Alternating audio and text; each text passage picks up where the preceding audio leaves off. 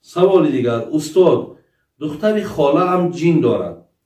چندین ملا آمده دعا خواندن، بی‌فایده بود. بعد یک ملای دیگر آمده دعا خواند، گفت جینش گفت مسلمان هست و هر کاری که همون جین میگوید اینها همون رو انجام میدهد. آیا این کارشون درست است یا نه؟ یک برادر جین خان بود است، مقصد خواندن و هیچ منفعتی را مقصد از چندین جین خان ها ندیدن و یکی از جین خان ها گفته است که خیلی جینی این مسلمانه. از این لحاظ او جین هر چیزی که میگفته است مقصد همین نفر بیماری را او اجرا میکرده است. اصلا امروز باور کنیم برادرها، اکو با عزت نفسی هیچ کس نرسد. همین جین خانی هم یک همین مسخره بازی شده، مسخره بازی شده است دیگه.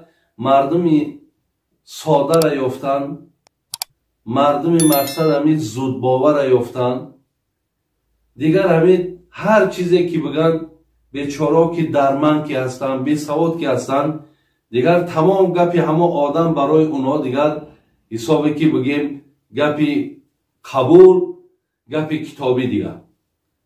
و این لحظه وقتی که اگر جین مسلمان باشد، ما در جین ایمان داریم، این را الله مهربان خبر داده است که عالم جین هم هست. لیکن وقتی جین مسلمان باشد هیچ وقت صاحب خودش و آزار نمیتاخه. هرچی که میکند همین مشکلات ها و همین وزنینی ها و همین حالت های بدی را که ما در مردم مثال جین زده میبینیم، اینها همون جین هایی هستند که مسلمان نیستند. اونها از روی دشمنیشان، از روی بدبینیشان، از روی عداوتشان که این مسلمان را گفته، به همین خاطر اذیتش میتن. از این لحاظ بسیاری این جینخانهای ما از بس که مقصد همو متخصص نیستن، از بس که با پرگی خودشون معلومات ندارن، همون جینها هر چی بگن یا باور میکنن. حالا که جین دروغگو است، ایرا یقین دانستن نکن که جین دروغ میگه.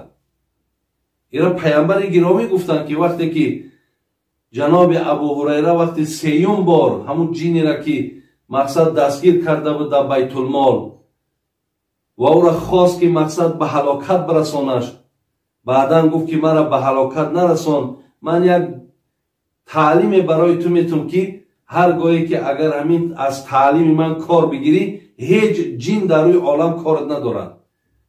گفت خیمیلش، گفت همین آیت الکرسی، بین الله لا اله الا هو الحی القیوم لا تأخذه سینة ولا نوم. همین مقصد بگیم آیت الکرسی را تعلیم داد، گفت همین را بخوان، گفت در دستات مقصد دم که در بدنت بمال، هیچ جین برای تو دیگه کار گرفته نمیتونه. پیامبر ما گفت اگر چند جین ها دروغگو هستند لیکن همین سخنش حقیقت داره. برای همین بسیاری جین خانهای ما را برادر عزیز جین ها فریب میکنن. هر چیزی که البته در صحبت میبراین با اینها گپ میزنن، نه که دروغشون میگن. برای همین برادر عزیز و گرامی، اول خوب مقصد یک معلومات پر پیدا کن. باید یک تکرسی علمی باید داشته باشی. ببین چقدر اگر آدم قوی نباشد برادر عزیز، چقدر تقواش اگر با قوت نباشد، چقدر دم نفسش اگر تازه نباشد، مقصد او تاثیر رسانده نمیتونه. اگر تاثیر هم برساند کمی همون جین فریبش میکند، ای که با رفت با بین یک سه روز با همون حالت اوله میشه. این برادر از حساب آن میشود که این مردکا معلومات چون کمه یا اینکه تیاری ندارن در مقابل همون جین خواندن، تیاری ندارن. من قصه را برای شما در همین باب، من یک باب مفصل درباره همین جین ها برای شما بیان کرده بودم.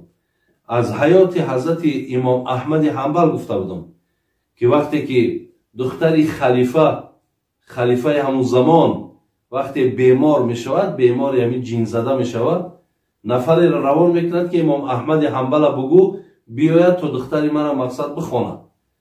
امام احمد янбал аз бас ки ба дарс машғул буданд, гуфтанд ки мақсад азри моро ба ҷаноби халифа бирасону, лекин ҳамин пойафзолои маро бар дар пушти ҳамин бемор бумон.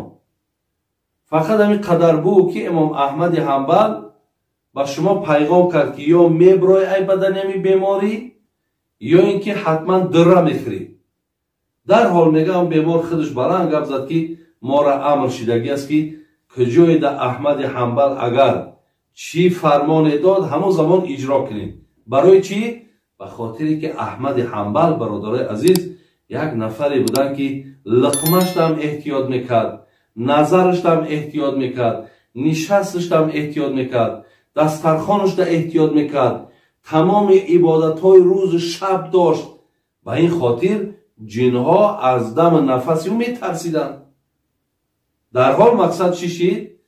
дар ҳол албатта гӯ мо сухани аҳмади ҳамбала қабул дорем. баромада рафтанд духтари мақсад халифаи ҳамон замон ҳамон ҳолати аввалаи тансиҳатишда худованд расондаш. барои ин гапҳо ҳеҷ асле надорад. худое накарда агар ҳамон ҷин бо ягон мақсад ӯро ба ягон коре ҳаст ки мисол баъзе нафарҳоро мебинӣ нами овшапӣ мекунану ё ягон кори нетарик нафари фолбинову ҷодугароро мекунад, ин аллакай далолат ба кори нодуруст гунаҳгор мешавад. барои ин ҳеҷ гапи онҳоро қабул накунад.